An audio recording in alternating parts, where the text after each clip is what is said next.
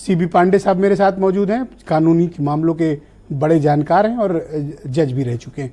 पांडे जी, आपका शुक्रिया।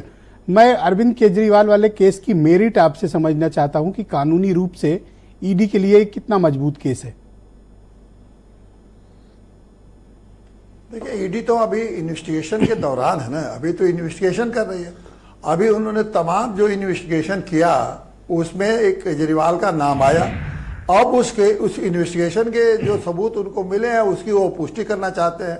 अब इनको बैठाएंगे और लोगों से जो सबूत आया है उसके दोनों की पुष्टि कराएंगे और इन्वेस्टिगेशन में जब लगेगा कि अरविंद केजरीवाल के खिलाफ इतना एविडेंस है तो वो चार्जशीट सबमिट करेंगे। अगर किसी स्टेज पर इसके बाद भी इन्वेस्टिगेशन में लगता है कि उनके खिलाफ सबूत नहीं है तो चार्जशीट नहीं देंगे, केजरीवाल बाहर आ जाएंगे।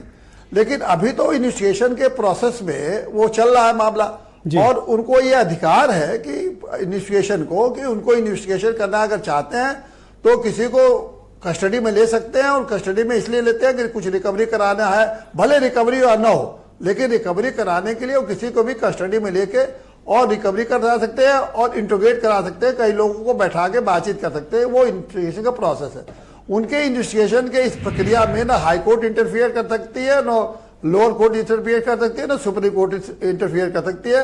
वो उनका इंडिपेंडेंट अधिकार है। सर, मैं एक विषय ये समझना चाहता हूं, कल लेट नाइट सुप्रीम कोर्ट में अर्जेंट हियरिंग के लिए मेंशन किया गया। आज केस भी लगा सुप्रीम कोर्ट में, लेकिन सुनवाई के ऐन पहले केस को अरविंद केजरीवाल की लीगल टीम ने सुप्रीम कोर्ट से वापस ले लिया। ये रणनीतिक है या फिर कोई और वजह मानते हैं आप इसकी? ये तो बिल्कुल गलत प्रक्रिया थी, इन लोगों ने अपनाया था। सुप्रीम कोर्ट कैसे आपको कौन सा एजेंसी, ये सीआरपीसी का और प्रिवेंशन ऑफ मनी लॉन्ड्रिंग का मैटर था, उसकी एक प्रक्रिया दी गई है, उस प्रक्रिया से आप कोर्ट में जाइए। ये कोई फंडामेंटल राइट का आर्टिकल 32 का मामला थोड़ी था कि कभी भी सुप्रीम कोर्ट का जाइए और दरवाजा खटखटाइए और सुप्रीम कोर्ट आपको अर्जेंट हियरिंग करेगी। सुप्रीम कोर्ट अर्जेंट हियरिंग करती है जबकि आपका फंडामेंटल राइट वायलेट हो रहा है without any reason, without any law, without any, समझ लीजिए कि विदाउट एनी ग्राउंड। ये तो आपको प्रिपरेशन ऑफ मनी लॉन्ड्रिंग में उन्होंने आपको अरेस्ट किया, उसके लिए प्रक्रिया बनी, उस प्रक्रिया में जाइए। तो इसीलिए सुप्रीम कोर्ट ने रिफ्यूज कर दिया। आपको क्या लगता है कि सुप्रीम कोर्ट गए, उसमें पीएमएलए में गिरफ्तारी हुई है, मामला लंबा खींचेगा या फिर केजरीवाल को कोई राहत की एक्सपेक्टेशन है लीगल टीम को उनकी? मुझे तो नहीं लगता कि फिलहाल कोई राहत मिल पाएगी, क्योंकि वो लॉ ही ऐसा है। लॉ, इसीलिए उस लॉ को चैलेंज किया गया सुप्रीम कोर्ट में। और लॉ, मैं भी मानता हूं कि बहुत वो लॉ एक तरह से बहुत ही कोर्सिव लॉ है। इस तरह का लॉ देश में नहीं बनना चाहिए और उसी का फायदा उठा के जो प्रेजेंट गवर्नमेंट है अपने कई विरोधियों के खिलाफ कार्रवाई करती रहती है, क्योंकि कानून ही गलत है। जैसे आपको याद होगा किसी जमाने में मीसा का दुरुपयोग हुआ था, पोकोका का दुरुपयोग हुआ था, उसी तरह से उससे भी खतरनाक कानून है कि एक बार आप गिरफ्तार हो गए तो बहुत इस तरह के विवादित कानून बन चुके हैं।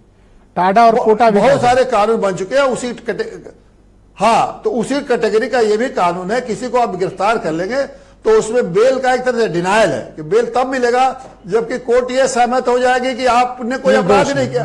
बताइए, कोर्ट जमानत के स्तर पर कैसे बता देगी कि आपने कोई अपराध किया कि नहीं किया? तो ये कानूनी गलत है और सुप्रीम कोर्ट में चुनौती भी दी गई है। तो इसको तो खत्म होना, मेरा व्यक्तिगत राय है कि इस कानून को जल्दी जल्दी खत्म करिए। और ये कोई मनी लॉन्ड्रिंग का मामला है तो दूसरे ढंग से इसको डील करिए, लेकिन वर्तमान कानून ये बिल्कुल गलत कानून है। शुक्रिया सर, हमारे साथ बने रहिएगा।